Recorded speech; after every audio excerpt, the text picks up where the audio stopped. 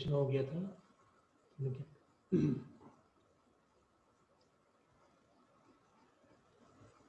Phenol preparation हमने कर लिया था।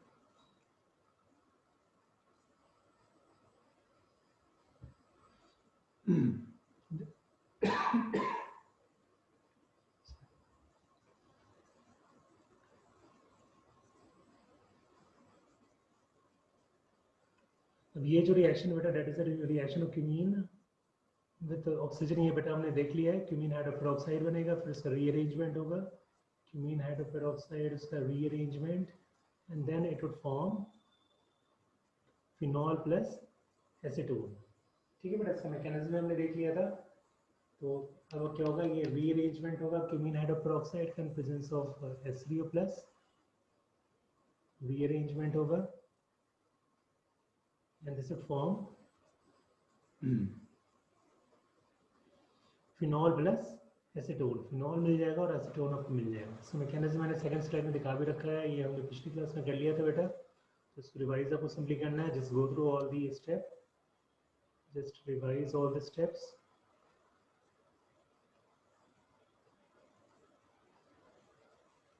काफ़ी इंपॉर्टेंट रिएक्शन है इसका बेटा, मैंने फिर से रिपीट कर दिया है। थर्ड स्लाइड आओगे बेटा, ये मैं बता नहीं रहा हूँ, ये आपको प्रैक्टिस करना है घर पे जाके। फिर से प्रैक्टिस करोगे कि क्यूमीन हाइड्रोपेरोक्साइड आपको बेटा किस तरह आपको फिनॉल प्लस आपको एसीटोन मिल जाता है, just you need to practice it. Third slide आओगे बेटा, इसमें मैंने कुछ क्वेश्चंस डाल रखे हैं जो मैंने आपको ईथर में करवाए हैं, जो अल्कोहल में कराए हैं बेटा। आपको इन सारे रिएक्शंस का मैकेनिज्म लिखना है। ये 5 मैंने क्वेश्चंस डाल रखे हैं। This question is very important one, और ये की क्वेश्चन है। फिर 5 रिएक्शन का मैकेनिज्म आप ट्राई करोगे जाकर, ठीक है। कोई डाउट किसी में नहीं होगा, सारे आसान है बेटा। यहाँ पे फर्स्ट रिएक्शन डिहाइड्रेशन का अल्कोहल है, और फिर आपका एल्कीन मिल रहा है, रीअरेंजमेंट हो रहे हैं यहाँ पे।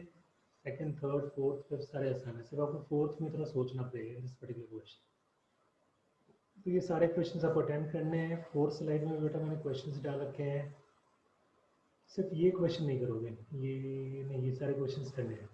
सारे क्वेश्चंस हो जाएंगे। ए बी, यहाँ पे क्या होगा, SN2 पाथवे है, पैराटोल्यूइन सल्फोनाइल क्लोराइड आप क्या कर रहे हो, उसको एक अच्छे से लिविंग ग्रुप में कन्वर्ट कर रहे हो, फिर you are employing nucleophile, SN2 reaction हो जाएगा। इपॉक्साइड की reaction H+ in presence of methanol, weak nucleophile है, अनसिमेट्रिकल कार्बन है बेटा। तो पहले प्रोटोनेशन कराओगे, फिर मेथनॉल उस कार्बन सेंटर को सीक करेगा, जो मोर सब्स्टिट्यूटेड होगा, प्रोडक्ट बना लोगे। F में बेटा क्या है, methanol in presence of CH3O negative, strong nucleophile है। कहाँ पे अटैक करेगा बेटा, यहाँ पे अटैक करेगा और रिंग का ओपनिंग हो जाएगा, make the product. H2SO4 dehydration है, कर लोगे आप।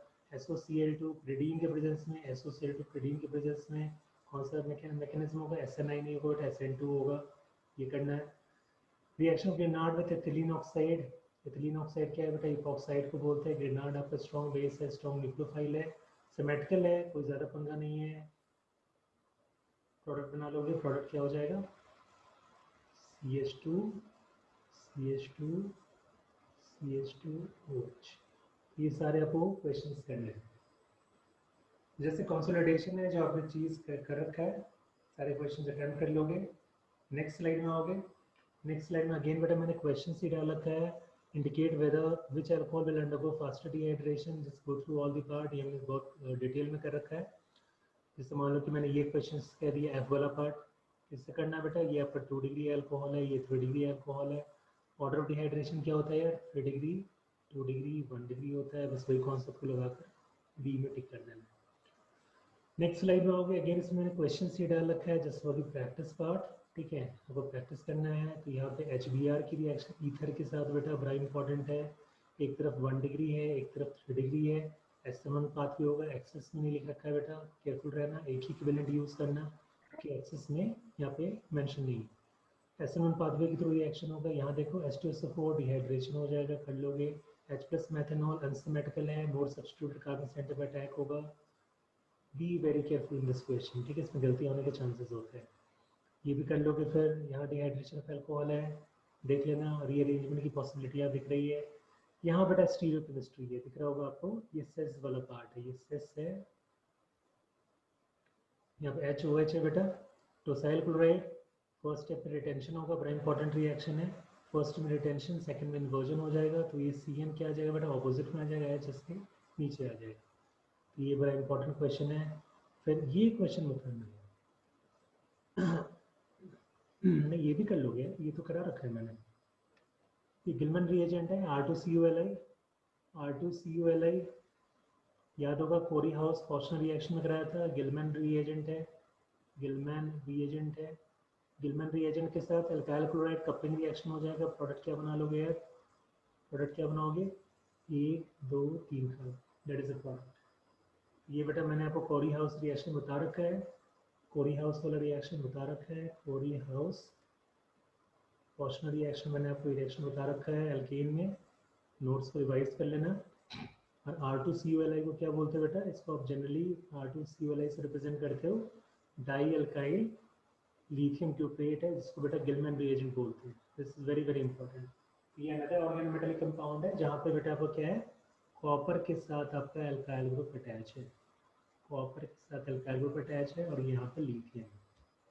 ये भी क्या हो गया बेटा? This is another organometallic compound. तो ये सारे क्वेश्चंस आपको प्रैक्टिस करने हैं, ठीक है? Organometallic compound. कल से मैं आपको असाइनमेंट देना स्टार्ट करूंगा अल्कोहल फिनॉल ईथर पे, क्योंकि आपका आज कंप्लीट हो जाएगा होपफुली ऑलमोस्ट। नेक्स्ट स्लाइड पे आऊंगे बेटा। नेक्स्ट स्लाइड क्या है? That is structure and bond in case of phenol. तो ये जस्ट एक कंसोलिडेशन है यार, ये आप जानते हो, कल मैंने पिछली क्लास में बताया था। फिनॉल के पास क्या होगा, 2 लोन पेयर हो गए यहाँ पे, तो बॉन्ड एंगल 109 है, ठीक है? ये अल्कोहल है बेटा, अल्कोहल में क्या होता है, 106.5 होता है, सॉरी 108.5 है। और ईथर के केस में क्या होता है, ईथर वाले केस में बता रखा है, ईथर केस में 2 अल्काइल ग्रुप्स लगे होते हैं। तो क्या हो जाए बेटा, ये जो बॉन्ड एंगल होगा it would be slightly greater than 109 degree. पिछली क्लास में मैंने बताया था कि कार्बन और ऑक्सीजन के बीच में पार्शियल डबल बॉन्ड नेचर होता है, and why it is so, because of the following resonating structures. अब हाइब्रिड बना के चेक कर लोगे, you will see that there is partial double bond character in CO bond. This would affect the chemical property of phenol. तो ये भी हमने कर रखा है पिछली क्लास में। अब इसके आगे आओगे, द फिजिकल प्रॉपर्टीज। अब ये इंपॉर्टेंट सेक्शन है, फिजिकल प्रॉपर्टीज, मैंने आपको नोट्स में भेज रखा है। देखो बेटा, क्वेश्चन आपके बोर्ड एग्जाम में क्वेश्चन से रिलेटेड आता है कि आपके पास एक मॉलिक्यूल है ऑर्थोनाइट्रोफिनॉल। आपके पास एक मॉलिक्यूल है ऑर्थोनाइट्रोफिनॉल, ऑर्थोनाइट्रोफिनॉल है, और एक मॉलिक्यूल बेटा पैरानाइट्रोफिनॉल है। एक ऑर्थो है और एक बेटा क्या है, पैरानाइट्रोफिनॉल है। तो क्वेश्चन ये आता है कि जो ऑर्थोनाइट्रोफिनॉल होता है ये बेटा स्टीम वोलेटाइल होता है, स्टीम वोलेटाइल, ठीक है? ये स्टीम वोलेटाइल होता है, और ये steam volatile, second component is not steam volatile. तो फर्स्ट कंपोनेंट क्या हो गया बेटा, ये स्टीम वोलेटाइल हो गया, और ये सेकंड वाला बेटा स्टीम वोलेटाइल नहीं होता है।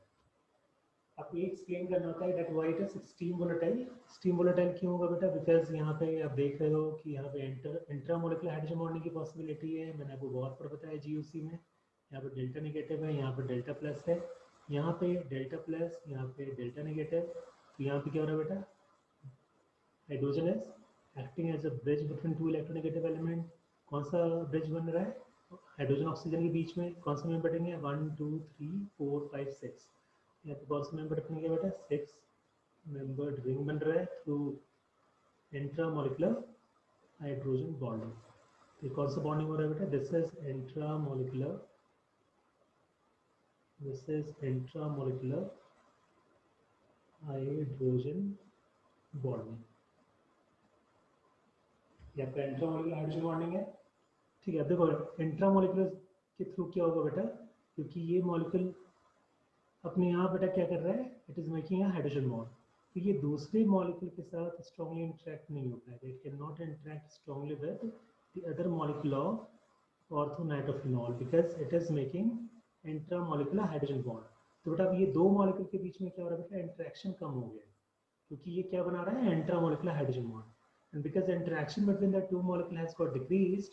अब बेटा आपको इस मॉलिक्यूल को वेपर स्टेट में ले जाना बहुत आसान है, क्योंकि मॉलिक्यूल मॉलिक्यूल के बीच में स्ट्रॉन्गर इंटरेक्शन नहीं हो रहा है because of the formation of intramolecular hydrogen bonding. तो यहाँ पे नोट कर लोगे, due to intramolecular hydrogen bonding, due to intramolecular hydrogen bonding, the interaction between molecule is weak the interaction between the molecule has weakened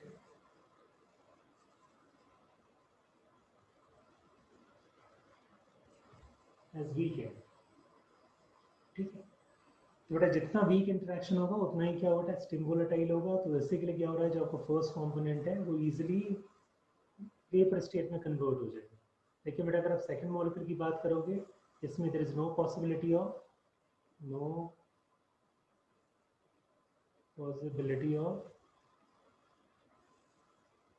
intramolecular hydrogen bonding,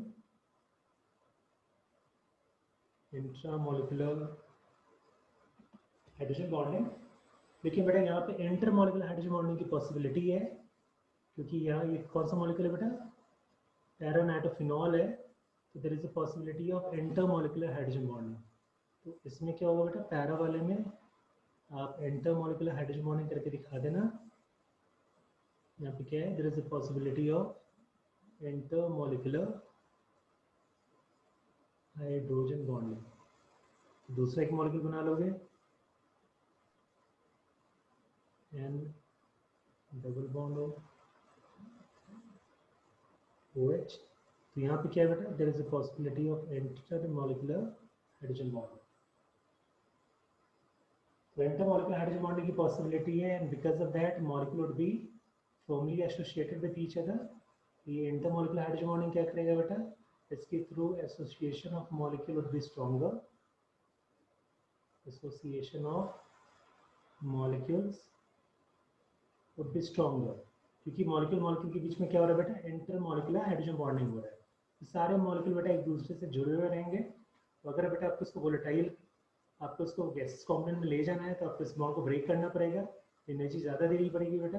therefore you could say that the first component is steam volatile whereas second component is not steam volatile। आपको ज़्यादा energy देनी पड़ेगी इसको vaporise करने के लिए।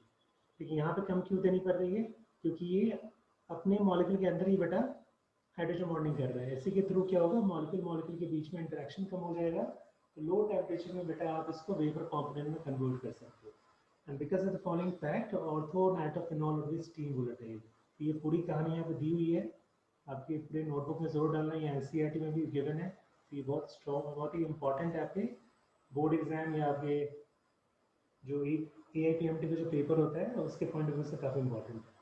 तो physical properties हो गया बेटा, ऑर्थोनाइट्रोफिनॉल आपका क्या हो गया, it's a steam volatile component. Next slide में आएंगे, रिगार्डिंग एसिडिटी ऑफ फिनॉल जो बेटा हमने बहुत डिटेल में GOC में कर रखा है।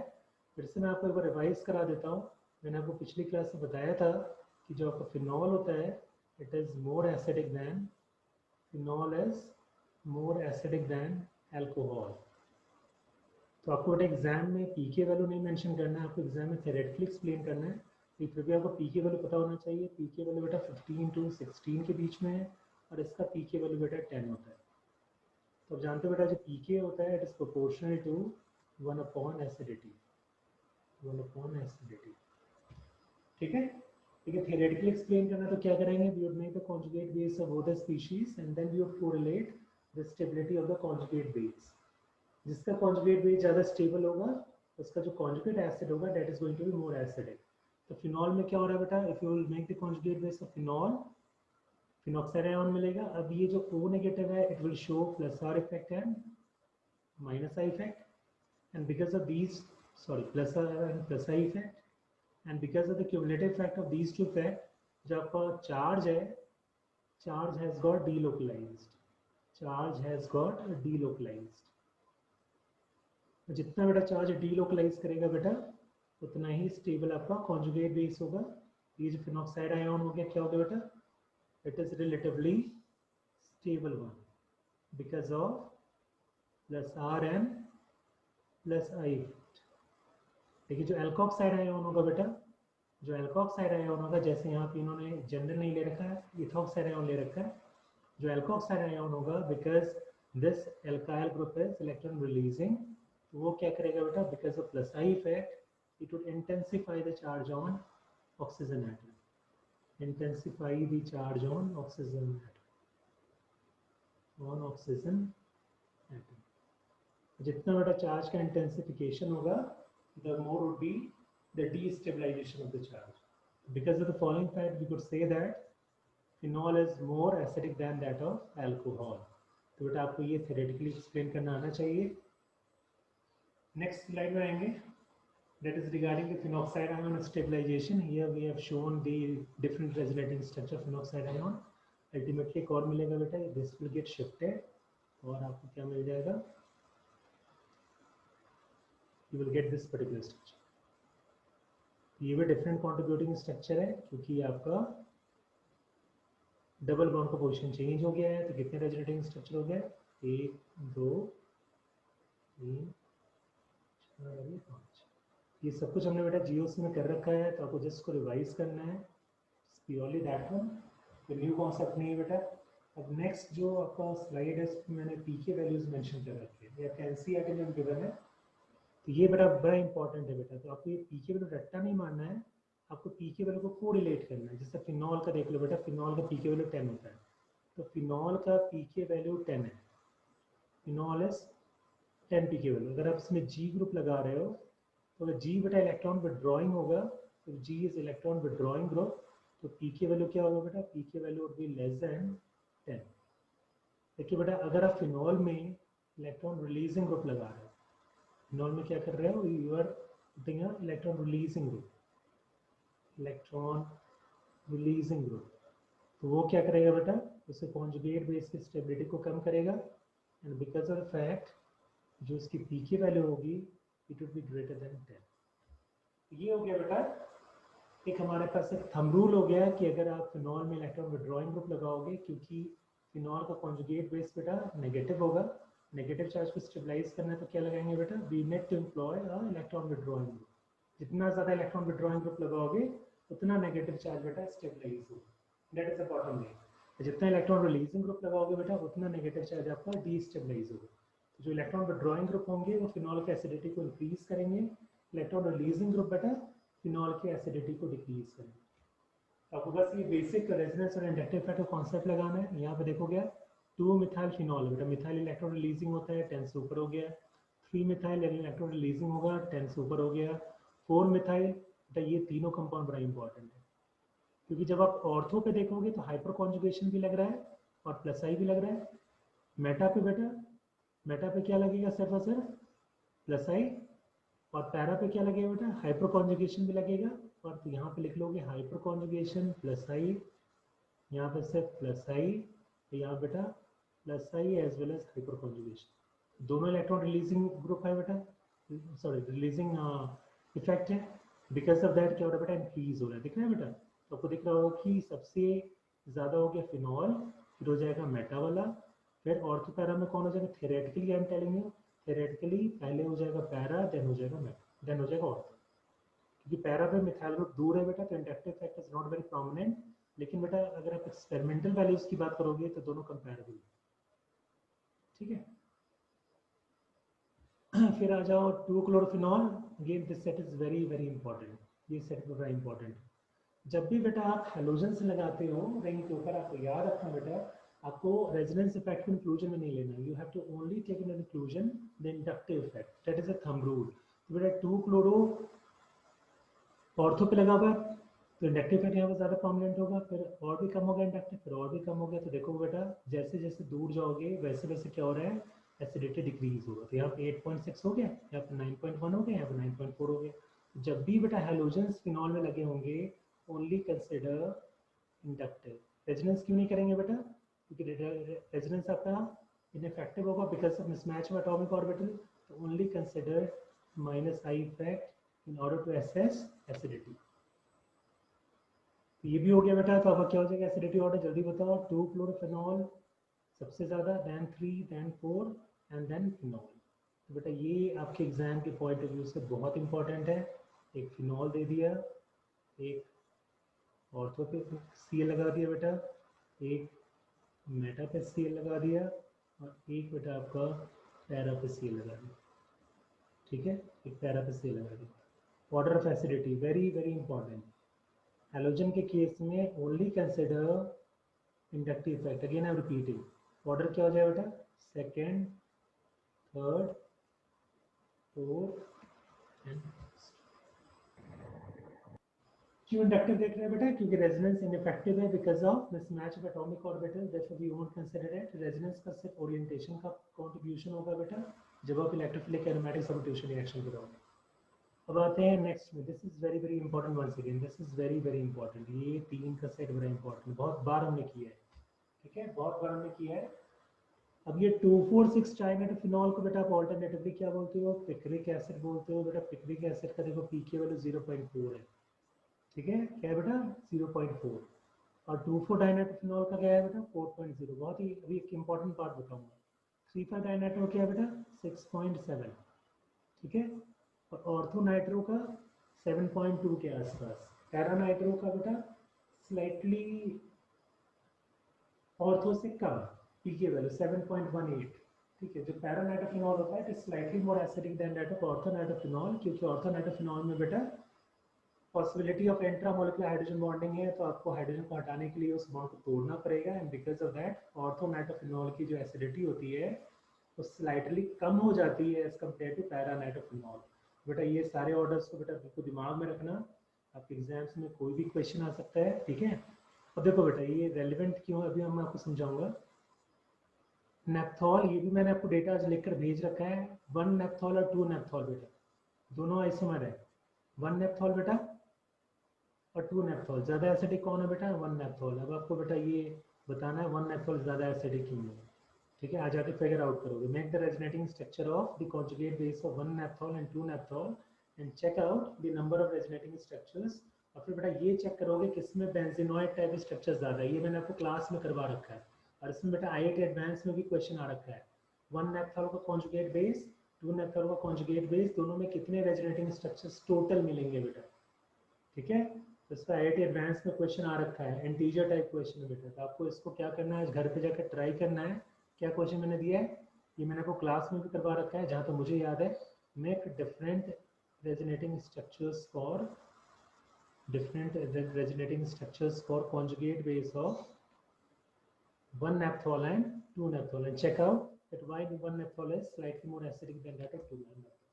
ये जो लास्ट जो दे रखा है बेटा again it is very important कि why 1 naphthol is slightly more acidic than that of 2 naphthol। ये पी के वैल्यू को हमें फील करना है बेटा, ये लेफ्ट हैंड साइड में आ जाओगे, इसको हमने इग्नोर किया है। 2 मिथॉक्सीफिनॉल बेटा, मिथॉक्सी ग्रुप क्या होता है OCH3 होता है। OCH3 में कौन सा क्या ऑपरेट हो रहा है +R and -I, and because +R is more predominant than -I, तो ये OCH3 ग्रुप क्या करेगा बेटा इलेक्ट्रॉन रिलीज करेगा, कहाँ पे ऑर्थो और पैरा पे। देखिए मेटा पे बेटा इंटरेस्टिंग फैक्ट क्या है कि वहाँ पे रेजोनेंस नहीं होगा, सिर्फ और सिर्फ -I इफेक्ट लगेगा। बहुत इंपॉर्टेंट है, बहुत ध्यान से करना, गलती मत करना। तो क्या होगा बेटा कि जो मेटा वाला पार्ट होगा उसकी जो पीके वैल्यू होगी फिनॉल से कम होगी। देखो क्या ये मेटा वाला है ना 3 वाला, ये मेटा वाला पार्ट है बेटा, तो देखो इसकी पीके वैल्यू 10 से कम है। लेकिन जो ऑर्थो और पैरा होगा बेटा, क्योंकि वहाँ पे रेजोनेंस इफेक्ट ज़्यादा प्रिडोमिनेंट है, तो उसकी जो पीके वैल्यू होगी बेटा 10 से ज़्यादा होगी, तो ये भी होगी ये भी। अब ये बहुत ही क्लोज वैल्यू पे मत जाना बेटा, क्योंकि एग्जाम में आपको थ्योरेटिकली बताना होता है। तो थ्योरेटिकली आपको क्या ऑर्डर बताना है, सबसे ज़्यादा एसिडिक हो जाएगा फिनॉल, ऑर्थोमिथॉक्सीफिनॉल, पैरा एंड मेटा में मेटा वाला, फिर हो जाएगा फिनॉल, फिर बेटा कौन सा होगा जल्दी बता दो। +R तो दोनों पे लग रहा है, तो -I कहाँ पे इफेक्टिव है ऑर्थो पे। डिस्टेंस ज़्यादा बढ़ाओगे तो -I कम होता जाएगा, तो पहले हो गया मेटा, फिर हो गया फिनॉल, फिर हो गया ऑर्थो, फिर हो गया para. That is the order of the compound of phenol derivative in case of methoxy group. ये सारे आपको बेटा फील करना है, घर पे जाके प्रैक्टिस करना है। फिर बेटा क्या है 2 नाइट्रो, 3 नाइट्रो, 4 नाइट्रो। 2 नाइट्रो क्या होगा बेटा ऑर्थो वाला, अभी भी बताया मैंने। 3 नाइट्रो हो गया मेटा वाला, और 4 नाइट्रो हो गया बेटा पैरा वाला। ऑर्थो पैरा पे रेजोनेंस भी लगेगा, इंडक्टिव भी। कौन सा लग रहा है बेटा -R -I, यहाँ पे सिर्फ -I, और यहाँ बेटा -R -I दोनों लग रहा है। तो ये जो बेटा 3 नाइट्रो वाला हो गया, ये इन दोनों से तो कम एसिडिक होगा, लेकिन फिनॉल से ज़्यादा होगा। तो पीके वैल्यू बेटा सबसे कम किसकी होगी, एक फाइट बढ़ गया है ऑर्थो और पैरा में। ऑर्थो में इंटरमोलिकुलर हाइड्रोजन बॉन्डिंग है, देखो बेटा यहाँ पे कंपैरेबल दे रखा है, देख रहे हैं 7.2 एंड 7.2। हमें वैल्यूज पे नहीं जाना है, हमें थियरी पे जाना है। ज़्यादा कौन हो गया 4 नाइट्रो, फिर हो जाएगा 2 नाइट्रो, फिर हो जाएगा 3 नाइट्रो, फिर हो जाएगा फिनॉल। ये सारे पी के वैल्यूज बेटा आपको अच्छी तरह से फील करना है थ्योरेटिकली, एग्जैक्टली नहीं फील करना है कि सर ये तो सेम दे रखा है, इन दोनों की एसिडिटी तो सेम होनी चाहिए। आपको कभी भी एग्जाम में क्वेश्चन वो नहीं दी जाती है बेटा जो एक्सपेरिमेंटल बेस्ड हो। एक्सपेरिमेंट के थ्रू आपको थियरी पार्ट उसको एक्सप्लेन करना होता है बेटा, तभी वो क्वेश्चन एग्जाम में आएगा। तो ये सारे पीकेज वाले के क्वेश्चन आपको प्रैक्टिस करना है। कोई डाउट है पूछ लो रिगार्डिंग दिस पर्टिकुलर स्लाइड, कोई भी डाउट है पूछ लोगे आप।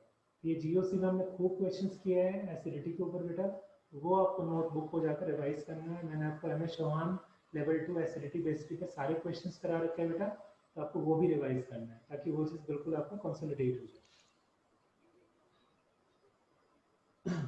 चलो मैं एक बार अटेंडेंस ले लेता हूँ, यहाँ तो नोट करोगे सारे लोग।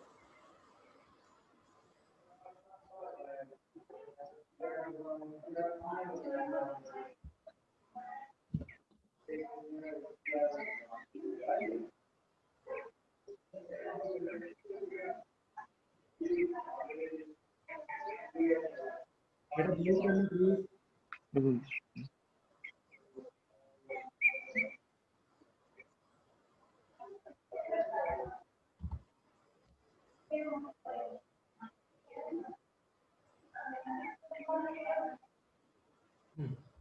यहाँ पे बेटा कोई डाउट है तो बताओ, कोई भी डाउट है बताओगे। तो नेक्स्ट स्लाइड में आते हैं बेटा। नेक्स्ट स्लाइड इस पर मैंने क्वेश्चन दे रखा है आपको कि कौन सा एसिडिक होगा। ठीक है, फिनॉल है, पैरा हाइड्रोक्सी बेंजल्डिहाइड है बेटा, आपको ये स्ट्रक्चर पता होना चाहिए। पैरा हाइड्रोक्सी बेंजल्डिहाइड का स्ट्रक्चर क्या होगा, बेंजीन बनाओगे पहले OH ग्रुप, और इसके बेटा पैरा पे क्या लगा हुआ है, C डबल बॉन्ड OH लगा हुआ, ये हो गया। फिनॉल और पैरा हाइड्रोक्सी बेंजल्डिहाइड में which one is more acidic, question बहुत ही आसान है। सेकंड वाला ज़्यादा एसिडिक होगा। मेरे तो कॉन्जुगेट बेस, ये कौन सा इफेक्ट लगा रहा है, -R एंड -I। जो कॉन्जुगेट बेस होगा it will be more stable as compare to phenoxide ion. Second कर लोगे बेटा metacyanophenol and ortho sorry paracyanophenol. Cyano क्या होता है, CN ग्रुप लगाना है, तो OH, मेटा पे CN, मेटा पे CN है और पैरा पर CN। चेक इट आउट, बहुत ही आसान सा क्वेश्चन है। मेटा पे बेटा सिर्फ और सिर्फ क्या होगा, -I होगा, यहाँ पे क्या होगा बेटा -R -I होगा, तो ये वाला कॉम्पोनेंट ज़्यादा एसिडिक हो जाएगा। थर्ड क्या है बेटा, orthofluorophenol, just check it out, and parafluoro, just inclusion में क्या लेना है, इंडक्टिव लेना है, डोंट फॉरगेट दिस। चलो सारे क्वेश्चंस हो जाएंगे। अब आते हैं नेक्स्ट स्लाइड में, ज़्यादा टाइम वेस्ट नहीं करना है। Reaction of phenol electrophilic aromatic substitution, बेटा ये भी हमने कर रखा है, जिसमें आपको रिवाइज कराऊंगा, इसको मैंने आपको सारे पार्ट्स बता रखे हैं। तो फिनॉल की रिएक्शन बेटा bromine in presence of water करा रहे हैं, phenol in presence of bromine water, very very important one. अब ये जो वाटर है बेटा, ये कौन सा सॉल्वेंट है, this one is polar protic solvent, polar protic solvent. मेरी बात ध्यान से सुन लोगे, पोलर प्रोटिक सॉल्वेंट में क्या होता है बेटा, इन प्रेजेंस ऑफ दिस सॉल्वेंट जो फिनॉल होगा वो आयोनाइज कर जाएगा बेटा, और फिनॉल क्या बना लेगा बेटा, phenol will make phenoxide ion, क्योंकि बेटा पोलर प्रोटिक सॉल्वेंट है तो आयन को इंसुलेट कर सकता है, क्योंकि डाइलेक्ट्रिक कांस्टेंट वैल्यू बहुत हाई है, तो बेटा फिनॉल किस में कन्वर्ट हो जाएगा, phenoxide ion.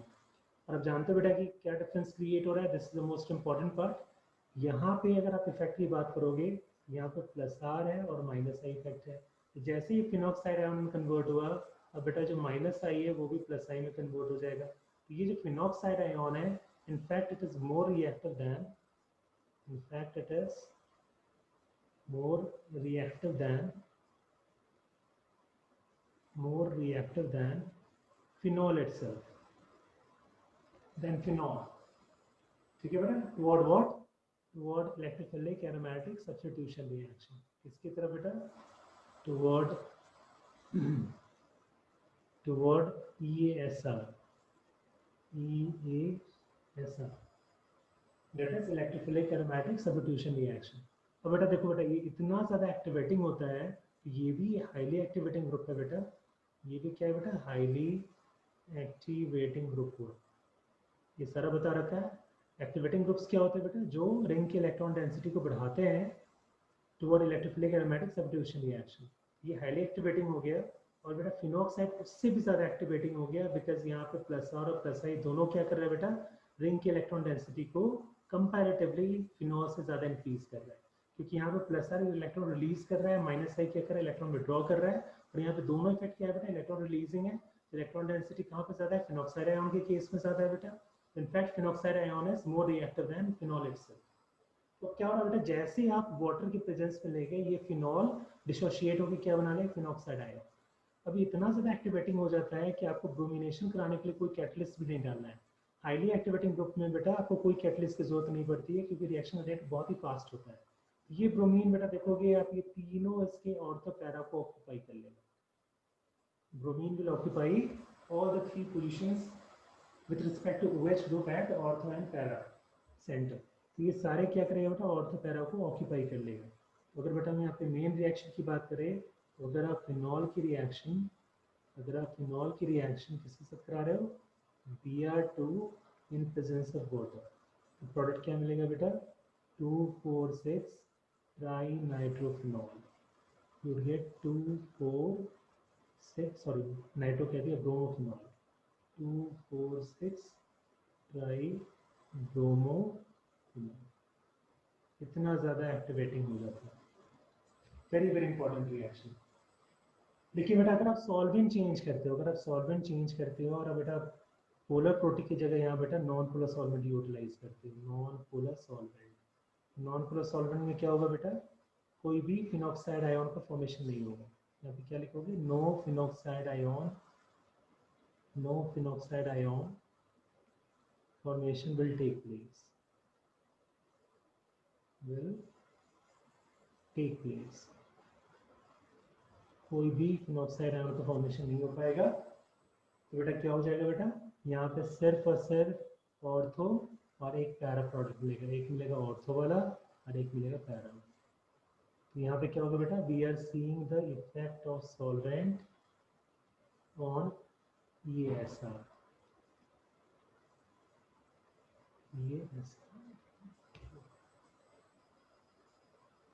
This is the reaction number 1, reaction of phenol with Br2 water, जिसको ब्रोमीन वाटर कहते हैं बेटा। एंड रिएक्शन ऑफ, तो बेटा ये इंपॉर्टेंट क्यों है देखोगे, अब ये एक चीज़ और यहाँ पे नोट करोगे, जो ब्रोमीन का कलर होता है बेटा वो रेडिश ब्राउन कलर होता है। क्या होता है बेटा, रेडिश ब्राउन कलर। जैसे रिएक्शन कंप्लीट होगा, जो ब्रोमीन का कलर होगा इट वुड गेट डीकलराइज्ड। यहाँ पे नोट कर लोगे, upon completion of reaction bromine water gets decolourised. बहुत ही इंपॉर्टेंट है बेटा, गेट्स डीकलराइज्ड क्यों हो गया बेटा, क्योंकि ब्रोमीन एडअप हो गया है अक्रॉस दी बेंजीन रिंग। तो जो ब्रोमीन का जो रेडिश ब्राउन कलर था बेटा वो डिस्चार्ज हो जाएगा, that means it would get decolourised, faint हो जाएगा बिल्कुल। और ये क्या शो करेगा कि ब्रोमीन जो है it has got reacted with the phenol और इट्स डेरिवेटिव। ये सारे पॉइंट्स मेंशन कर लोगे आप।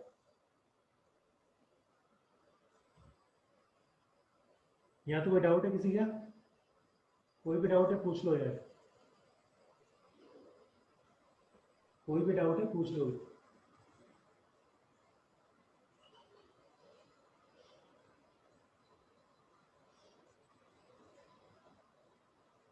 कोई भी डाउट है आप पूछ सकते हो।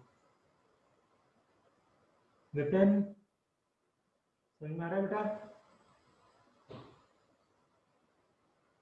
यस सर, थोड़ा थोड़ा। यहाँ तो क्लियर है? हितेश, मयंक, सरिता,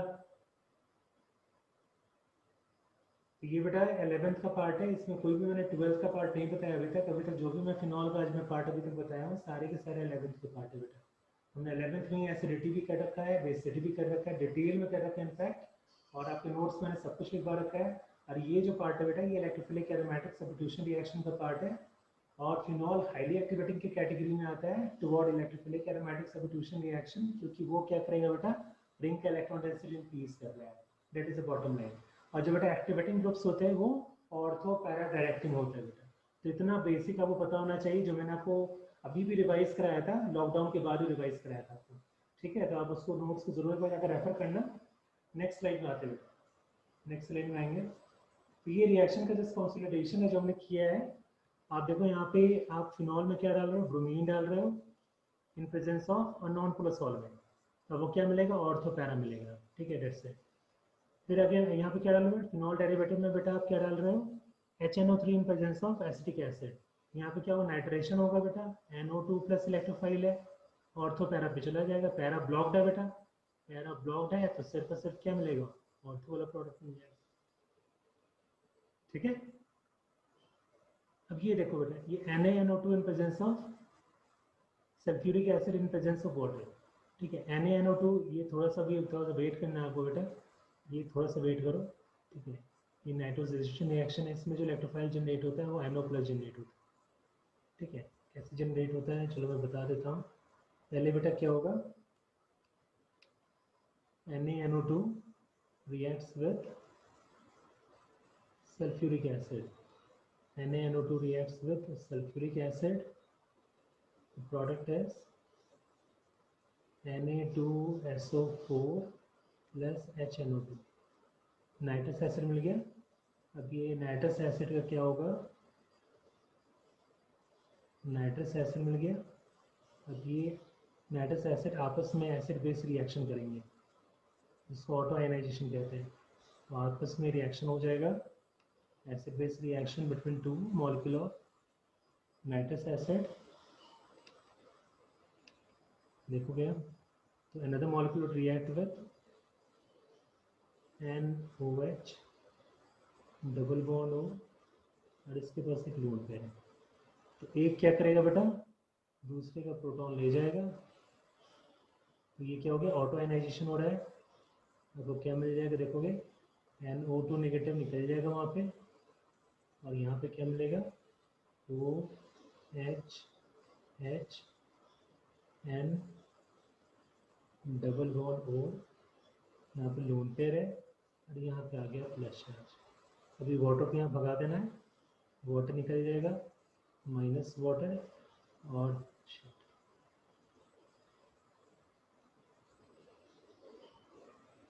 माइनस वाटर निकल जाएगा, और क्या मिल जाएगा आपको, N डबल बॉन्ड।